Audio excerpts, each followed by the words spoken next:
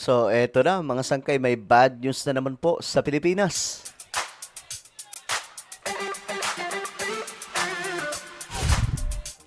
Okay, may sumambulat no na isang malaking balita ngayon sa ating bansa na bagamat bad news po ito, pero kailangan po natin talakayin para po at least alam po ng marami no kung ano ito. Pambihira mga sangkay. Anyway, bago tayo magpatuloy, sa mga hindi pa po dyan nakakapag-subscribe sa ating YouTube channel, makikita nyo po yung subscribe button sa baba ng video na to. Guys, i-click nyo lamang po yung subscribe, i-click ang bell, at i-click nyo po yung all. Sa mga nanonood po sa Facebook, i-follow nyo po yung ating Facebook page. Okay. So, ayun na nga po. No, itong nangyayari ngayon sa ating bansa, medyo nakakalungkot. Kasi ito yung balita ngayon mga sangkay. Ayon po dito sa latest update, the Bangko Sentral ng Pilipinas is projecting the inflation rate to be as fast as 7.9 in May. So mas magiging mabilis daw po mga sangkay. 7.9. So ganyan po kalala mga sangkay yung possible na mangyari.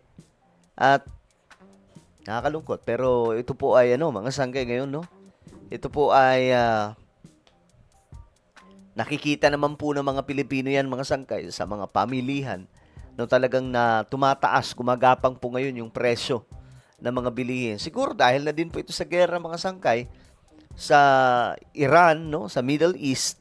Pero ito, mga sangkay, nakaraang buwan, ilang linggo lang, mga sangkay nakakalipas.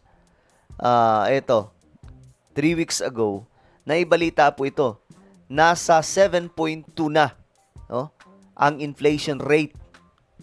Last April, mga sangkay. Ngayon, mas magiging mabilis daw po kasi 7.9.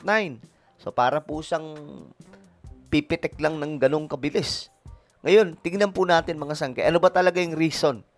Bakit ito yung nangyayari sa ating bansa? Kita nyo mga sangkay, yung dolyar ngayon kontra peso, di ba? Napaka taas ng dolyar. Pambihira sa Philippine peso. So, ngayon mga sangkay, ito po yung kumbaga pinoproblema ngayon ng marami sa ating mga kababayan. Itong mabigat na presyo ng mga bilihin, mga sangkay ngayon.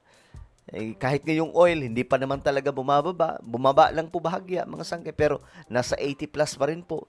So sana, mga sangkay, magkaroon po ng himala sa Pilipinas at sa buong mundo. Grabe, no?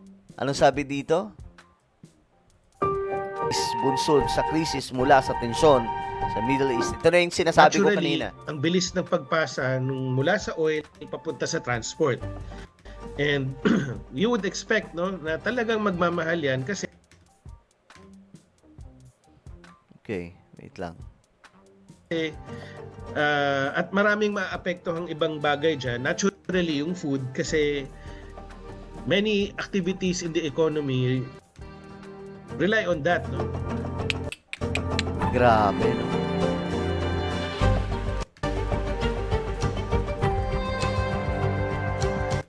Gamit ng langis yung mga kumpanya kaya nagtataas din po yung presyo ng mga bilihin. Na nagiging mas mahal ang cost ng pagtransport ng mga produkto. If it becomes more expensive for us to make stuff, what would be sources of that, yung more expensive cost of production, yung more expensive raw materials, more expensive fuel.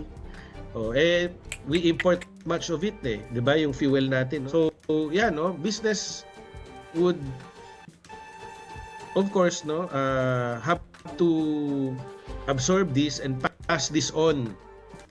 Okay? Pinapasa yan sa mga consumer. Kawawa, no? Grabe.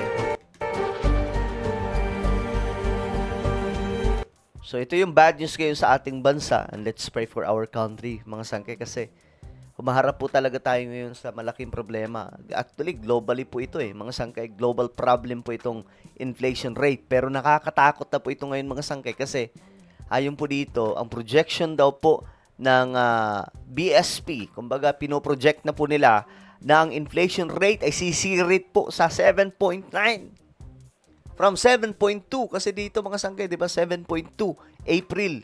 So ngayong May, 7.9. 1% na lang, guys. 8 na po. 8% na po ang inflation. Isang numero na lang, pambihira. Well, ano po ang inyong opinion? Comment down below.